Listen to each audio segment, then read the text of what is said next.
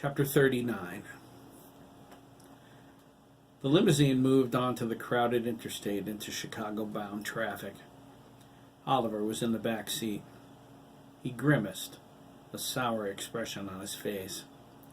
He tried to breathe, using only his mouth. The material covering the limo's seats reeked. The interior appeared spotless, the air scented with a cinnamon freshener, but Oliver's keen sense of smell detected the stink beneath the camouflage. He didn't recognize any of the scents from the dozens of people, but the freshest belonged to 3 men and a woman. They were here together last night. The odor of stale whiskey, champagne, cigarette smoke, sex, and obsession for women perfume almost made him vomit. Oliver pressed the button to lower the partition between him and the driver. Perhaps some conversation will distract me from the stench, he thought, but nothing happened. The button didn't work. Apparently, the driver has nothing to say to me, he thought. Too bad. His scent is clean, honorable, like Daniel Fox. Is the driver a Marine, too? Oliver didn't know. The driver wasn't agency. He knew the scent of every active agent through samples provided to the complex. He could sniff out an agent at 100 yards in a crowd of 100,000. He's a Marine, Oliver decided. White male, with a hint of Hispanic blood, approximately 26 years old. Oliver sensed nothing out of the ordinary about him. He relaxed, but decided, if our destination is Chicago, it's going to be a long, boring ride without conversation.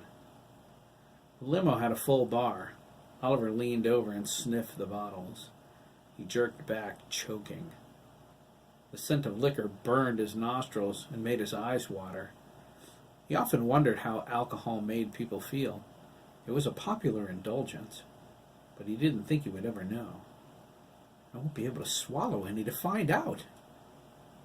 Oliver closed the bar and flipped on the television. He surfed through the channels with the remote. He found cartoons entertaining, but he didn't like their hypnotic effect. Bugs Bunny reminded him of Cody. Is it the dress he's wearing? That thought made him chuckle. Oliver paused on the Discovery Channel.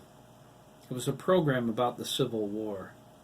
He watched with interest, surprised there was anything on this box that could hold his attention. Perhaps it has some use as an educational tool, he wondered. The virtual learning lab is so much better. It's interactive in ways the television isn't. Logging into VR opens the mind to learning at a faster pace than a classroom or video could. Aren't I the perfect example of its success? He grinned. Is that vanity? He dismissed the thought.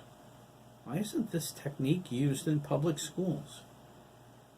Oliver leaned back and sideways against the window. He felt the winter cold against his cheek through the glass. He watched as they flew past the other cars. Are we in a hurry? Oliver thought. Good. The faster we get there, the sooner we'll return. I have a gnawing curiosity about the true meaning of Christmas now. Oliver knew the story of the birth of Jesus Christ. It was interesting reading. He read the Bible, the Quran, and a dozen other religious works, but he didn't subscribe to much of it. A simple person could have an excellent life following the teachings. It was the way they presented God that disturbed Oliver. He thought, it is not logical something with such blatant human emotions could be all-powerful and rule the universe. God demonstrates jealousy, anger, and selfishness. He destroys entire civilizations that offend him. Oliver shook his head. It isn't scientifically feasible either. Absolute power corrupts absolutely. If that holds true, then God would be Satan. How ridiculous. Oliver accepted there were defined lines between what felt right and what didn't. Morality was in every human being, even him.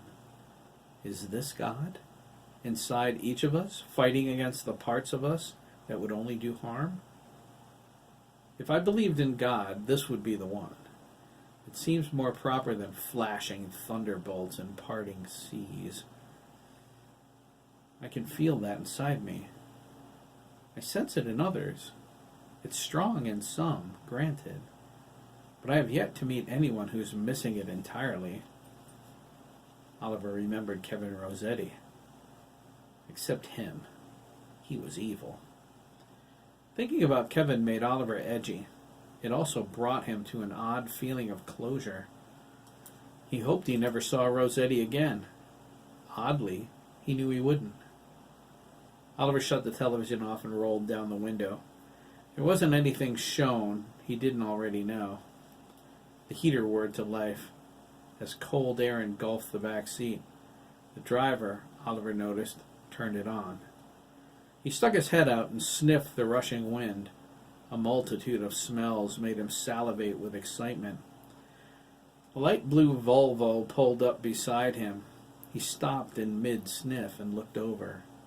3 young girls in the back seat pointed at him. "Woof, woof!" the oldest girl cried.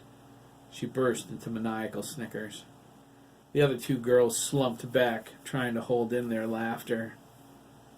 "Knock it off back there!" the mother yelled. Dark sunglasses obscured her eyes. "Are you trying to get us killed? Stop distracting me. If I miss a cop and get a ticket, you're all in deep trouble." She glared at them in the rearview mirror. The girls immediately stifled themselves. Oliver clocked their speed at 92. He thought that was dangerous with children in the car. The Volvo pulled forward. The oldest girl looked over at him. "Woof!" she smiled, and the car sped away. "Woof?" Oliver asked.